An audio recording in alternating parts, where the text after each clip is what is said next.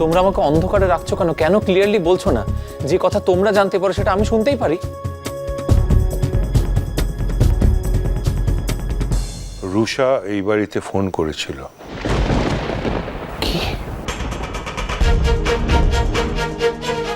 এই বাড়িতেও? এই বাড়িতেও মানে? কিছুদিন আগেও আমার কলকাতা নাম্বারে ফোন করেছিল। তাই নাকি? এত বড় কথাটা তুই আগে আমাদের বলিসনি তো। ওইটুকু আমি নিজে সামলাতে পেরেছি তো তোমাদের আর বলিনি। তোমাদের টেনশন বাড়বে বলে তো বলিনি। কিন্তু টেনশন তো শেষ পর্যন্ত কমানো গেল না। সে তো সাহস করে এ বাড়িতেও ফোন করে ফেললো। অবশ্য শেষ পর্যন্ত কিছু করতে পারবে না। তা কি বলেছে ফোন করে তোমাকে? তোর মা তো ফোন ধরেছিল, আর ওর গলা শুনে ভয়তে হাত থেকে ফোনটা পড়ে যায়, তাই সে আর কথা বলতে পারেনি। আমি তো তারপর থেকে ভয় ভয় রয়েছি, আবার কবে ফোন করে। এখন বরং ফোনটা করুক, তাহলে স্পষ্ট করে জানিয়ে দেবো যে রুষা বলে কাউকে আমরা চিনি না, আর সে যেন কোনোদিন কোনো রকম ভাবে আমাদের আর ডিস্টার্ব না করে। ভয় তো একটাই, ওই মেয়ের অসাধ্য তো কিছু নেই না। যদি হঠাৎ ধাওয়া করে বাড়িতে আসে? ভালোই তো। সে নিজের চোখে এই বাড়িতে দেখে যাবে যে এই বাড়িতে তার আর কোনো জায়গা নেই, নতুন বউ এসেছে।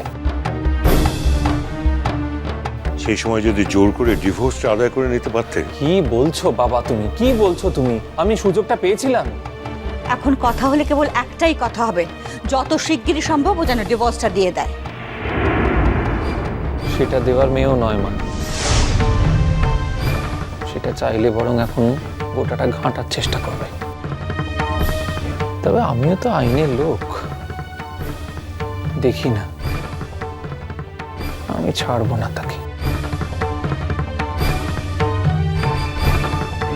মোকাবিলা করব, দেখব দেখব শেষ পর্যন্ত কতটা যেতে পারে। দেখ, এসব কথা এখন ওই মেয়েটাকে বলার দরকার নেই, ও বেচারি নার্ভাস হয়ে যাবে। আর দেখি না ও কতদূর কি করতে পারে। আমাদেরও তো জনবল বলে কিছু আছে নাকি? আর ও এখানে কি জঘন্য কাজ করে পাট গুটিয়েছে সে কথাও সবাই জানে। আইনের চোখে ওসবের কোনো দাম নেই।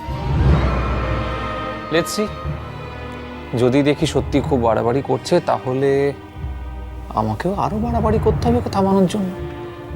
দেখ তুই কিনে আনন্দের দিনে বাড়িতে কি একটা ঝুট ঝামেলা। যাকে পিকলু, দেখ ওসব মন থেকে একদম উড়িয়ে দে, একদম মুছে ফেল একদম। আর যা কিছু কাজ বাকি আছে সব করে ফেলতে হবে, বুঝছিস? আর বৌদি ওসব মাথায় এনো না, ওসব একদম মাথা থেকে উড়িয়ে দাও একেবারে। আরে আনন্দের দিন, সবাই মিলে বাড়িতে আনন্দ করো। আমি যাই, ওই রসুলগাটা এতক্ষণে এসে গেছে, বুঝেছো? ওর সঙ্গে একবার বোঝাপড়াটা করে নিই। ও বউ, চ আমরাও যাই।